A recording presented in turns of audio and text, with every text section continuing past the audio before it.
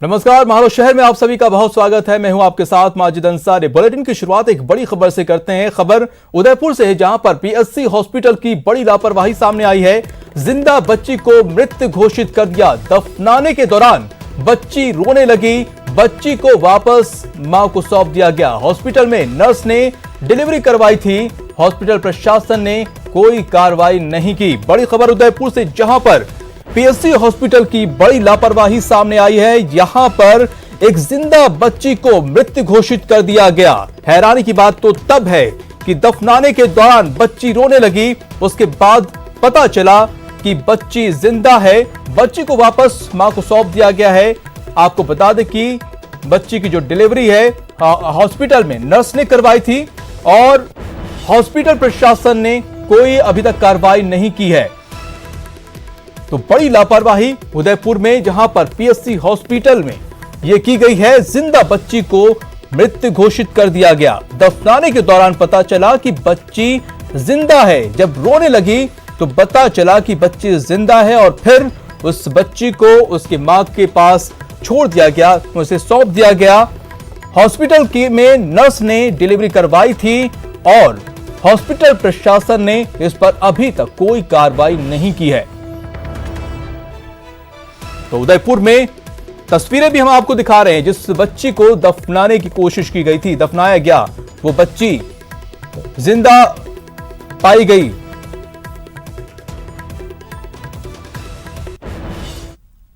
और अब बात करते हैं पिकअप के जानलेवा रफ्तार की। करते हैं खबर अजमेर से है, जहां पर रफ्तार का कहर देखने को मिला है। पिकअप की चपेट में एक महिला आ गई। इलाज के दौरान इस महिला की मौत हो गई। जेएलएन अस्पताल में महिला की मौत हुई है। वैशाली नगर इलाके में यह हादसा हुआ है। तस्वीरें भी आप देख सकते हैं कि किस तरह से महिला को एक पिकअप ने रौंद दिया, लेकिन उसको आनन फानन में अस्पताल ले जाया गया, जहां पर इलाज के दौरान महिला ने दम तोड़ दिया। जेएलएन अस्पताल में महिला का इलाज चल रहा था, उसके बाद यहां पर उसने दम तोड़ दिया और यह दर्दनाक घटना वैशाली नगर इलाके की है। तो बेहद ही खौफनाक तस्वीर आप देख सकते हैं कि किस तरह से महिला की दर्दनाक मौत हुई। एक पिकअप ने उस महिला को रौंद दिया, उसके बाद अस्पताल ले जाया गया, जहां महिला ने दम तोड़ दिया। और अलवर से बड़ी खबर है, जहां पर दुष्कर्मी जोगेंद्र सिंह को आजीवन कारावास की सजा आपको बता दें कि सुनाई गई है और दुष्कर्मी पर 30,000 रुपए का जुर्माना भी लगाया गया। अलवर पॉक्सो कोर्ट ने बड़ा फैसला सुनाया है। 70 वर्षीय बुजुर्ग महिला के साथ दुष्कर्म किया था। सम्मनपुरा गांव में 2 अगस्त 2018 की यह घटना है। तो बेहद ही बड़ा फैसला, दुष्कर्म के आरोपी को आजीवन कारावास की सजा कोर्ट ने सुनाई है। जोगेंद्र सिंह ने एक 70 वर्षीय बुजुर्ग के साथ दुष्कर्म किया था। 2 अगस्त 2018 की यह घटना है। सम्मनपुरा गांव में इस दुष्कर्मी ने वारदात को अंजाम दिया था और कोर्ट ने उसे आजीवन कारावास की सजा सुनाई है और साथ में दुष्कर्मी पर 30,000 का जुर्माना भी लगाया है। तो अलवर पॉक्सो कोर्ट ने बड़ा फैसला सुनाया है, आजीवन कारावास की सजा सुनाई है। मेरी ताई जी अकेली रहती थी। वो जब हम साथ थे, जब हम रात को ताई जी अपने घर चली गई और सुबह देखा तो ताई जी के साथ मार पीट कर, खून, गेट बंद था तो खून पड़ा हुआ था।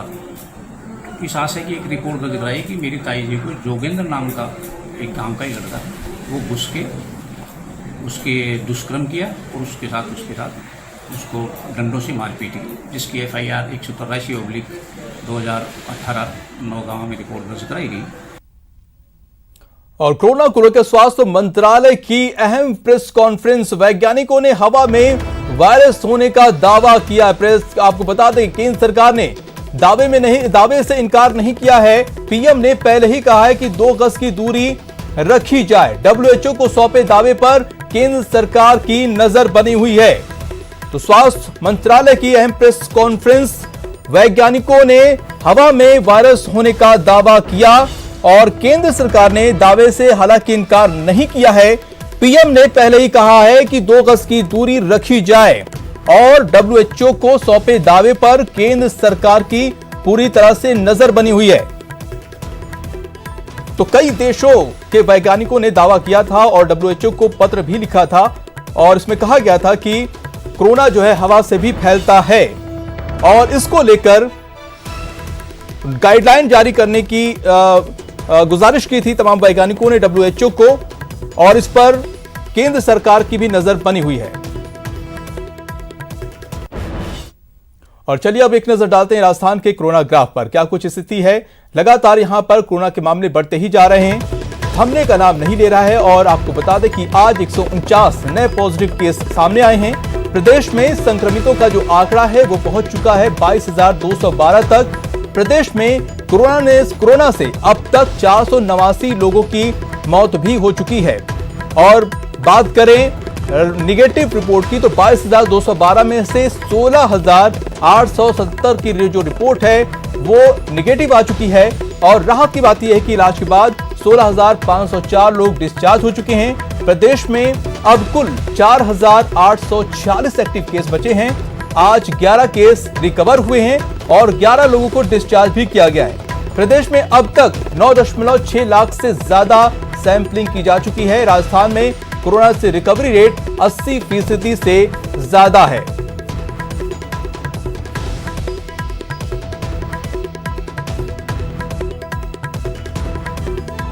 तो मैप के जरिए भी आपको दिखा दें कि कहां पर क्या कुछ स्थिति है। वडोदरा में कोरोना का ग्राफ धीरे धीरे बढ़ ही रहा है और जो टॉप 10 शहर हैं वो भी आप देख सकते हैं अपनी टीवी स्क्रीन पर। यहां पर आंकड़े बढ़ते हुए नजर आ रहे हैं। हर शहर में 3,736 केस जयपुर में ही अकेले हैं। उसके बाद जोधपुर में जो आंकड़े हैं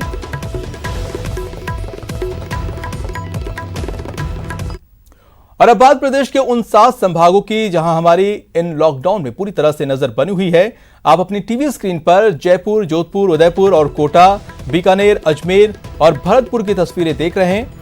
एक एक संभाग का आज का सूरत हाल हम आपको बताएंगे। हर संभाग का कोरोना ग्राफ दिखाएंगे, कहां बड़ा वायरस का वार और कहां मिली राहत। बस बने रहिए हमारे साथ। तो चलिए अब चलते हैं अपने सहयोगी के पास और जानते हैं कैसा है उनके शहर में कोरोना का ग्राफ। प्रदेश में कोरोना मरीजों का आंकड़ा चिंताजनक है।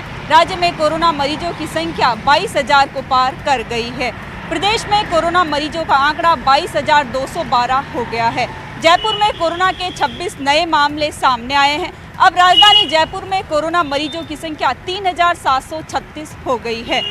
प्रदेश में कोरोना के अब तक 16,504 मरीज डिस्चार्ज हो चुके हैं। राज्य में फिलहाल कोरोना के एक्टिव मामले 4,846 है। वहीं आज नगर निगम के AN के कोरोना पॉजिटिव मिलने का मामला सामने आया है, जिसके बाद संपर्क में आए सभी व्यक्तियों को जांच के लिए भेजा गया है। वहीं निगम के कमरों को सैनिटाइज किया जा रहा है। एयरपोर्ट पर एक यात्री के भी कोरोना पॉजिटिव आने का मामला सामने आया है। स्क्रीनिंग के दौरान यात्री के बारे में पता चला। यात्री को PP किट पहनाकर आइसोलेट किया गया है। फिलहाल यात्री को अस्पताल में भर्ती करवाया गया है। उदयपुर में अगर आज के कोरोना अपडेट की बात करें तो आज थोड़ी राहत वाली खबर रही है। सुबह से अब तक कुल 409 लोगों की सैंपल रिपोर्ट प्राप्त हुई है और सभी की रिपोर्ट नेगेटिव मिली है। हालांकि पिछले कुछ दिनों से उदयपुर में कोरोना संक्रमित मरीजों के मिलने की जो संख्या है वो काफ़ी तेज़ी से बढ़ी है और उदयपुर में अब कुल 812 पॉजिटिव मरीज हो चुके हैं।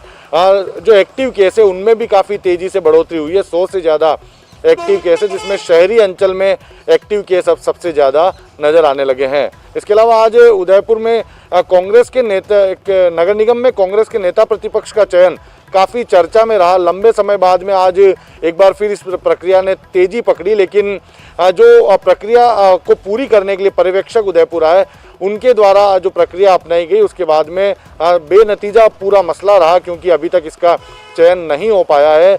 जब विज्ञान समिति में बैठक के मार्फत सर्वसम्मति बनाने की कोशिश की गई तो जो नेता प्रतिपक्ष के दावेदार थे वे सर्वसम्मति पर तैयार नहीं हुए। ऐसे में राय मशवरे का रास्ता लिया गया और अब सभी एक 20 पार्षदों से मुलाकात करते हुए पर्यवेक्षक और प्रभारी शंकर यादव ने सभी से उनकी राय जान ली है। एक पर्ची पर उनके पसंदीदा नेता प्रतिपक्ष का नाम अंकित करा लिया है और अब जयपुर जाकर प्रदेश अध्यक्ष के साथ मीटिंग कर नेता प्रतिपक्ष का चुनाव किया जाएगा। दूसरी ओर गोगुंदा में आज चिकित्सा विभाग की एक बड़ी लापरवाही देखने को मिली। यहाँ पर एक नवजात बच्ची को मृत बताकर उसे परिजनों के सुपुर्द कर दिया गया और जब परिजन उसे दफनाने के लिए लेकर चले गए और सारी तैयारियां पूरी कर ली, उसी दौरान दफनाने से ठीक पहले इस नवजात बच्ची की रुलाई फूट पड़ी, जिससे परिजनों को इसके जीवित होने की जानकारी मिली और फिर उसे एक बार फिर तुरंत हॉस्पिटल पहुंचाया गया। अपनी नवजात बच्ची को जीवित देखकर प्रसूता की खुशी का ठिकाना नहीं रहा, तो वहीं हॉस्पिटल प्रबंधन की लापरवाही काफ़ी चर्चा में रही। भरतपुर जिले में कोरोना की बात करें तो आज 16 मामले सामने आने के बाद में कुल मामले 1892 हो चुके हैं। वहीं रात भर की बात यह है कि इसी रफ्तार से अब पॉजिटिव से नेगेटिव भी लोग होते जा रहे हैं। आज 1600 मामले पॉजिटिव से नेगेटिव होने के बाद सभी संक्रमितों को सही करके उनके घर भेज दिया गया है, जिसके चलते पुलिस प्रशासन ने राहत की सांस ली है। आपको बता दें कि आज जिला कलेक्टर कुम्हेर और डीग पहुंचे और अस्पतालों की स्थिति का जायजा लिया और कोरोना के अलावा भी लोगों को जांचों में फ़ायदा मिल रहा है या नहीं मिल रहा, सभी को दवाइयाँ उपलब्ध हो रही हैं या नहीं हो रही हैं, इसके बारे में भी डॉक्टरों से पूछताछ की और मरीजों से भी जानकारी ली। वहीं आपको बता दें कि अब बयाना में भी ज़िंदगी सामान्य होने लगी है। लोग अब अपने घरों पर रहने लगे हैं और इस महामारी से बचने के लिए ज़रूरी काम के दौरान ही घरों से बाहर निकल रहे हैं। वहीं आपको बता दें कि ज़िले में अब ऐसा कोई भी कोना नहीं है जहां कोरोना नहीं फैल चुका हो और लोग इसे लेकर अब जागरूक भी हो रहे हैं और प्रशासन भी जागरूक रैलियां निकाल रहा है। जगह जगह गांवों तक रैलियां अब निकल रही हैं और लोग इसके बारे में जागरूक हो रहे हैं कि संक्रमण से बचने के लिए घरों पर रहें। वहीं आपको बता दें अब पुलिस भी सख्त हो चुकी है और चालान काटने की मुहिम छेड़ रखी है। जिसे मास्क नहीं पहने देखा जा रहा है उसको वहीं के वहीं चालान काटे जा रहा है और मास्क पहनाया जा रहा है, जिसके चलते अब लोग भी घरों से मास्क के बगैर नहीं निकल रहे हैं। वहीं आपको बता दें कि जिले की सबसे बड़ी खबर यह है कि रेलवे ने एक मुहिम छेड़ी है कि कोरोना काल के दौरान ट्रेनें नहीं चल रही हैं तो माल ढुलाई के लिए अब उन्होंने अभियान चलाया है और फैक्ट्रियों और बड़े बड़े व्यापारियों से संपर्क साध रही है कि उनके माल को वह अपनी मालगाड़ियों से ढोने के लिए तैयार हैं, उचित रेटें भी लगाएंगे और वह अपने माल हमारे माध्यम से मंगाएं। रेलवे समय पर माल मंगा के देगी और सुरक्षित भी आएगा और टैक्स के साथ छूट भी दिलवाई जाएगी। इसके चलते बड़े व्यापारी भी अब खुश नज़र आ रहे हैं और रेलवे के अधिकारियों के संपर्क में जुड़ रहे हैं कि यह सुविधा मिली तो उन्हें ट्रांसपोर्ट की भी खर्चा कम लगेगा और समय पर सामान मिलना शुरू हो जाएगा।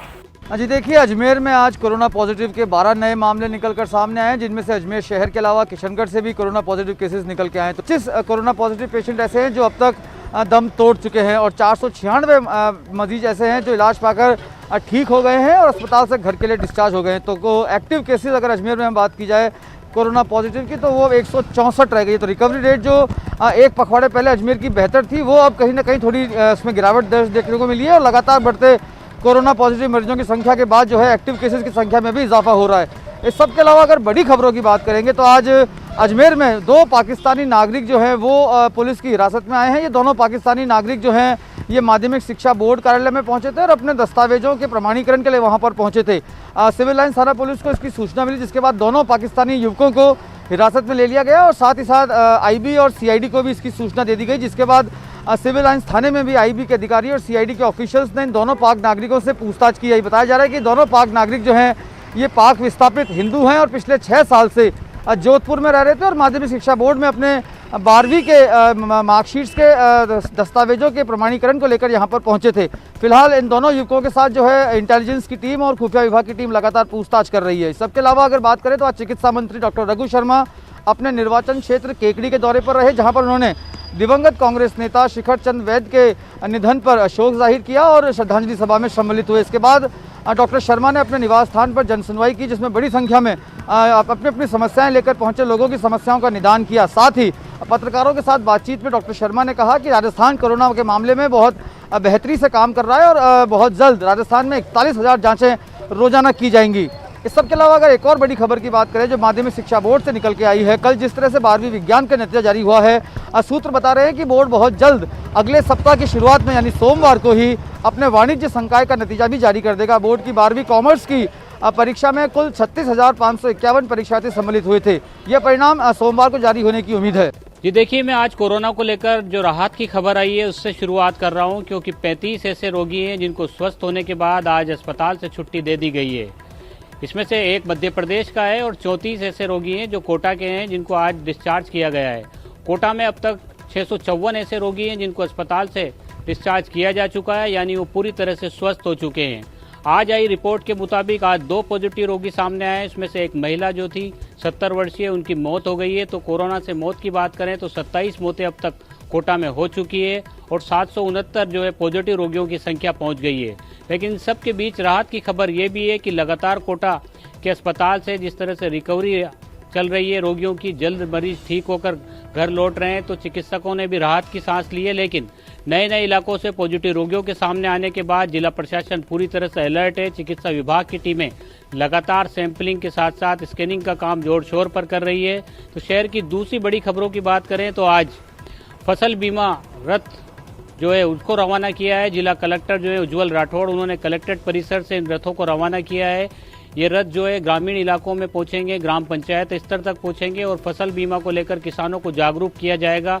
कृषि विभाग की टीम भी जो है रथों के साथ मौजूद रहेगी। साथ ही जो बीमा कंपनी के लोग हैं वो भी जो है किसानों से मुखातिब होंगे और बीमे के बारे में, फसल बीमे के बारे में किसानों को जागरूक करेंगे।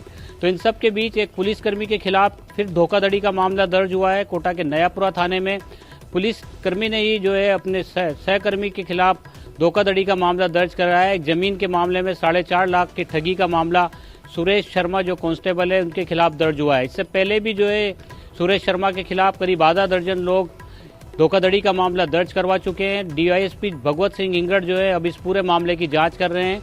तो वहीं अनंतपुरा थाना इलाके में आज एक महिला का शव बोरे में बंद मिला। काफ़ी पुराना ये शव बताया जा रहा है। मौके पर जैसे ही पुलिस की टीम पहुंची तो फिर एफएसएल की टीम को भी पुलिस ने मौके पर बुलवाया और पूरे मामले की जांच शुरू की गई है। देखिए, पिछले 3 दिनों की बात की जाए तो जोधपुर शहर में कोरोना संक्रमण लगातार बेकाबू होता जा रहा है। शहर में लगातार 2 दिन से कोरोना का शतक लग रहा है। परसों की बात करें तो 126 मामले सामने आए थे, कल 143 मामले सामने आए और आज की अगर बात करें तो अब तक 38 मरीज सामने आ चुके हैं। इस लिहाज से साफ पता चलता है कि यहाँ पे शहर में कोरोना लगातार बेकाबू होता जा रहा है। स्वास्थ्य महकमा लगातार सैंपलिंग पर जोर दे रहा है, लेकिन जिस तरह से लगातार मामले सामने आ रहे हैं कहीं न कहीं प्रशासन की ओर से चिंता की लकीरें साफ तौर पर सामने आ रही है। तो शहर में अब एक्टिव केस बढ़े हैं, 705 एक्टिव केस इस वक्त जोधपुर शहर में है। तो इस लिहाज से एक्टिव केस का आंकड़ा भी बढ़ा है, तो ये एक चिंता की बात प्रशासन के लिए कही जा सकती है। लेकिन दूसरी तरफ देखें तो जिला कलेक्टर जो नए यहाँ पे आए हैं उन्होंने अस्पतालों का दौरा करना शुरू कर दिया है। शहर के कई कोविड सेंटर जहाँ पे लगातार सैंपलिंग हो रही है वहाँ वो पहुँचे हैं, उन्होंने वहाँ का विजिट किया है। लेकिन दौरे लगातार हो रहे हैं, लेकिन चेन कोरोना की टूटती अब तक नज़र नहीं आ रही है। यही कारण है कि लगातार शहर में जो आंकड़े बढ़ रहे हैं, 94% इलाका अब तक जोधपुर शहर में कोरोना की चपेट में आ चुका है। लगभग कई इलाकों से लगातार मरीज सामने है। सबसे पहले जो हॉट स्पॉट था, चाहे नागौरी गेट इलाके की बात करें, उदयमंदिर की बात करें, प्रतापनगर की बात करें, वहाँ पर भी अब तक चेन टूटी नहीं है और वहाँ से भी लगातार मरीज सामने आ रहे हैं। यही कारण है कि अब आंकड़ा लगातार बढ़ रहा है। लेकिन एक समस्या और हो चुकी है, जो कि जोधपुर के बाहर से ट्रेनों से जो लोग आ रहे हैं उनमें से भी लगातार पॉजिटिव मरीज सामने आ रहे हैं। खासतौर पर जो बंगाल की तरफ से जो हावड़ा की ट्रेन से जो पेश आ रहे हैं उसमें से पॉजिटिव मरीज ज़्यादा आ रहे हैं। ये एक चिंता की बात कही जा सकती है। लेकिन प्रशासन का साफ तौर पर कहना है कि लगातार सैंपलिंग होती रहेगी। सैंपल के मामले में, जांच के मामले में जोधपुर लगातार नंबर 1 बना हुआ है। 1,63,000 से अधिक लोगों के यहाँ पे कोरोना टेस्ट हो चुके हैं। तो ये एक अच्छी बात कही जा सकती है कि सैंपल ज़्यादा हो रहे हैं। और फिलहाल रुकते हैं छोटे से ब्रेक के लिए।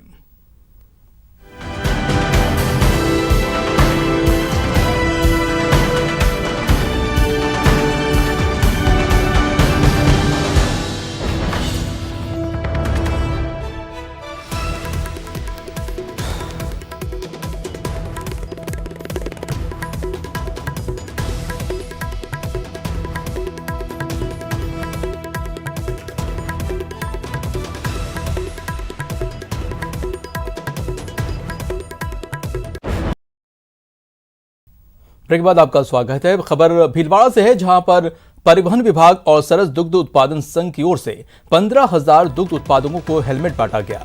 मेरा गांव मेरी पहल कार्यक्रम के तहत दुग्ध उत्पादकों को पहले सड़क सुरक्षा नियमों के बारे में प्रशिक्षण दिया गया, जिसमें करीब 80 लाख रुपए के हेलमेट बांटे गए। डेयरी चेयरमैन रामलाल जाट ने कहा कि महाचिकित्सा शिविर में मुख्यमंत्री अशोक गहलोत ने सीख दी कि सामाजिक सरोकार ही सबसे बड़ा परोपकार है। इसके बाद हमने दुग्ध उत्पादक को हेलमेट वितरण का निर्णय लिया था। इस मौके पर एसपी प्रीति चंद्रा ने कहा कि हमारा उद्देश्य है कि सड़क हादसों को कम करना है। अपनो गांव अपनो माथो, मेरा गांव मेरी पहल और स्वच्छ स्वस्थ और सुरक्षित भीलवाड़ा की थीम पर हमने ये कार्यक्रम डेयरी के साथ जो है किया। और डेयरी में पूरे ज़िले में 15,000 लोगों को जो है पहले सड़क सुरक्षा का प्रशिक्षण अलग अलग माध्यम से दिया। डेयरी की आम सभा में, करेड़ा कैंप के दौरान और अलग अलग तहसीलों में जो कार्यक्रम परिवहन और राजस्थान सड़क सुरक्षा सोसाइटी के ये भीलवाड़ा दुग्ध डेयरी संचालन समिति की तरफ से 15,000 हेलमेट वितरण का कार्यक्रम किया गया, जिसमें माननीय मुख्यमंत्री महोदय के द्वारा इस का शुभारंभ किया गया।